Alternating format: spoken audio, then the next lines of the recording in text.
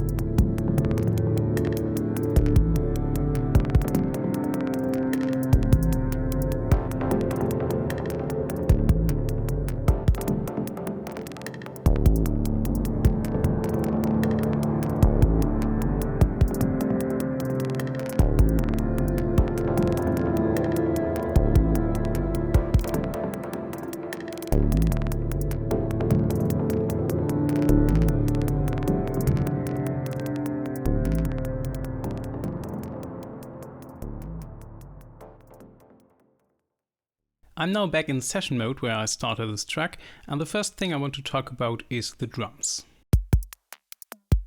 Most people would call these IDM drums or glitch drums, and the first element in here is the kick drum. It's a classic 808 from the Ableton library. I think it's called Classic 808 Kick, and what I did here is that I decreased the decay. It's a bit boomy and loud when you use the original sound, so I'm using a rather short decay here, and the pattern is very simple, nothing special. The hi-hat is a very simple patch with operator, just some filtered noise, and then I also used EQA to filter some of the low end. To create the sequence and the pattern, I used my new favorite step sequencer called Stepic. And first you need to find the right note that triggers the drum rack.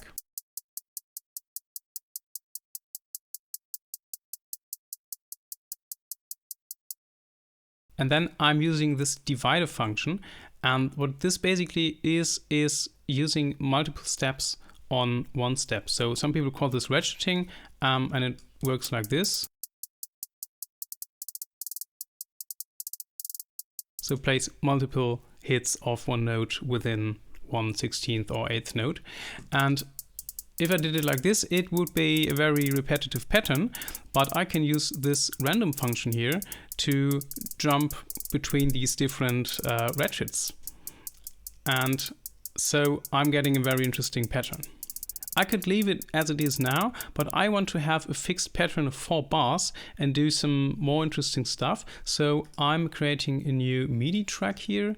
And as MIDI input, I select this hi-hat MIDI track and hit record and record a 4-bar sequence.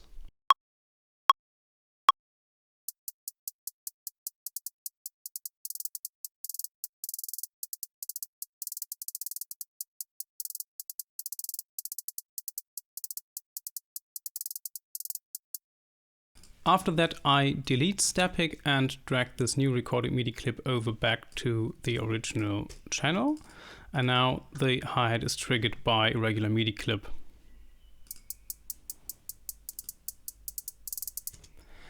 And what I do now is I take these ratchet counts here and I do some decrescendo by changing the velocity value. So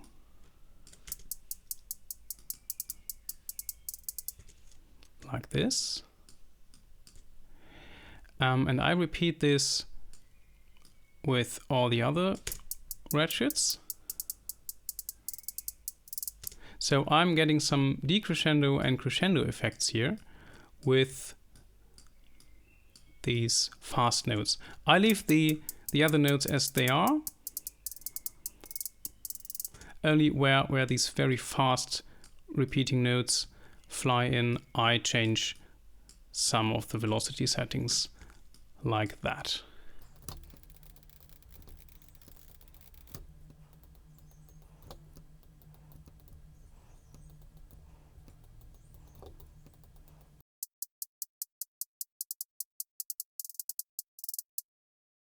To have more variation, I take the LFO module and modulate the decay of the hi-hat.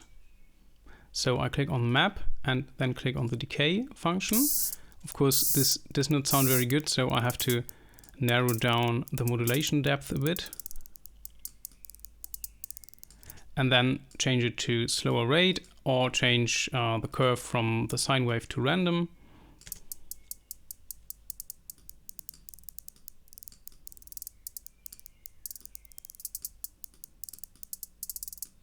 Like this, and I can also apply some randomization to the panorama field by clicking on this volume tab here and increase the panorama to random function to something around 30 or 40.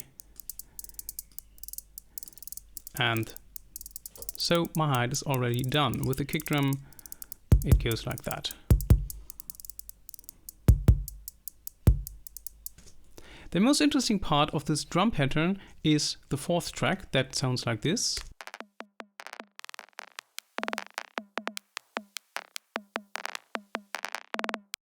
And the starting point for that are 4 tom samples from the 606 and 808. And I'm using the high pass filter with a very high frequency so that these sounds almost sound like a click. And on the last one, I'm also applying an echo. And the delay time is very short, so that it almost sounds like a flanger effect here. And you see when you change this value, you get very interesting variations.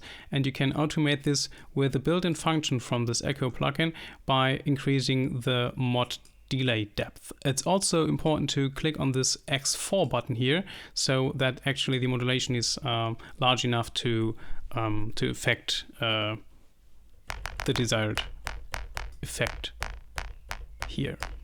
I'm also using some stereo spread, but after that I decreased the stereo field here with this one because I want to have the sound a bit narrowed, not the whole stereo width.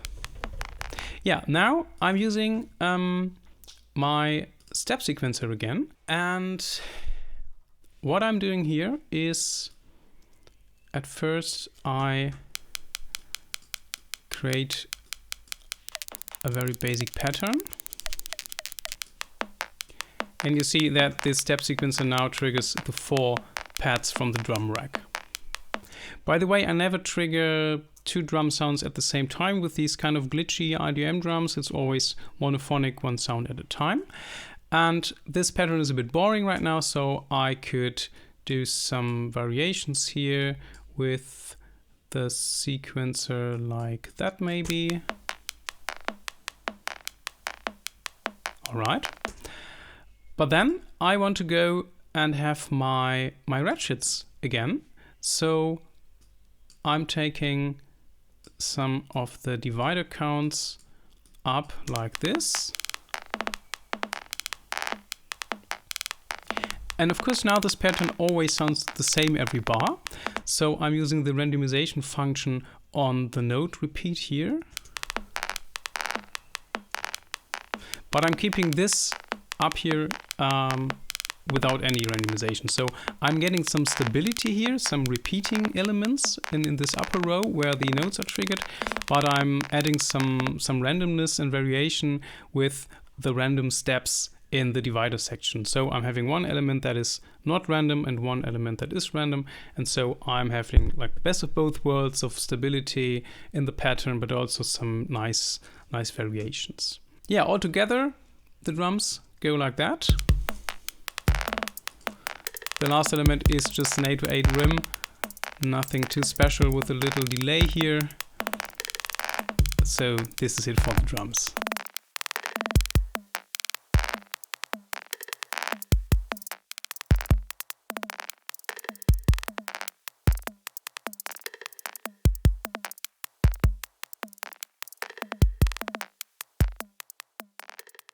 The track starts with a pad from the Repro 5. It's a D minor chord with an added E, so D, E, F and A.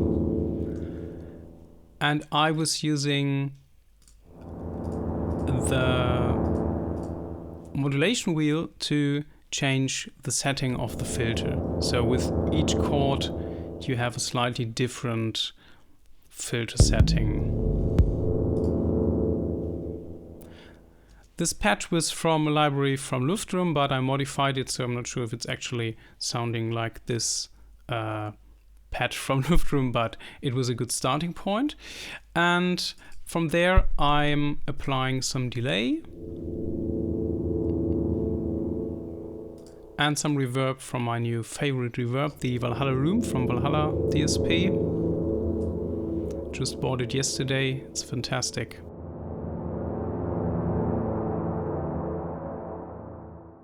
The next sound is very obvious, it's a 303 from Audio Realism. This is the pattern.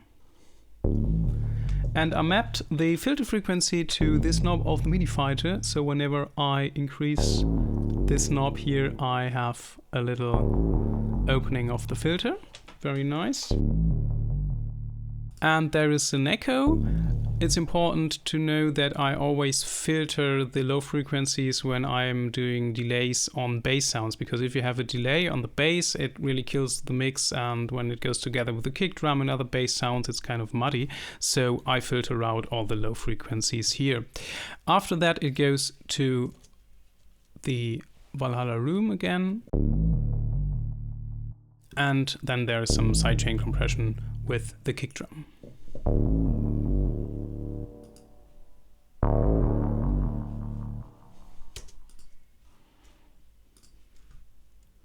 The next sound is these echo chords.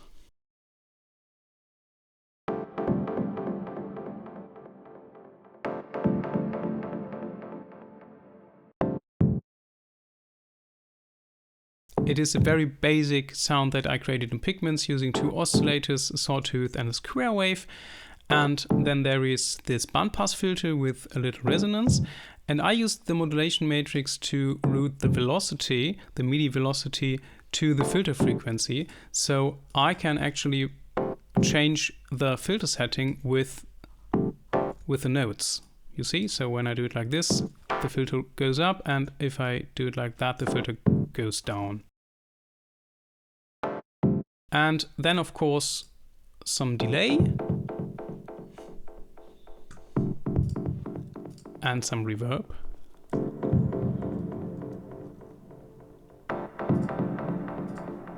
And some sidechain filter from the kick drum.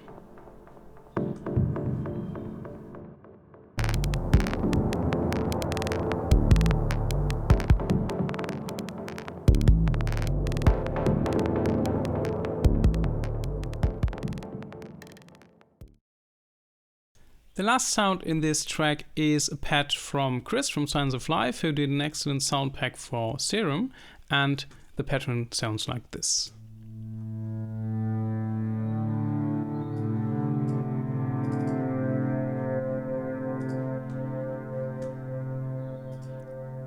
It's playing the same pattern twice, and then I added 2 high notes for some variation.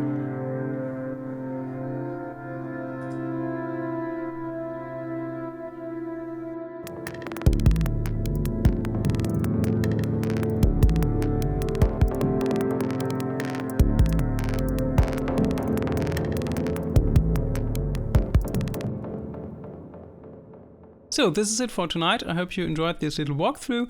I'm still working on this track. Actually, there are a few tracks like this in this kind of IDM, dub, ambient, chill out, whatever you name it, territory that I'm producing right now, and I hope to release an album or a piece soon with this kind of music. So stay tuned and watch my Bandcamp page for release. Maybe it's already out when you watch this video. Who knows? So have a good day and see you soon.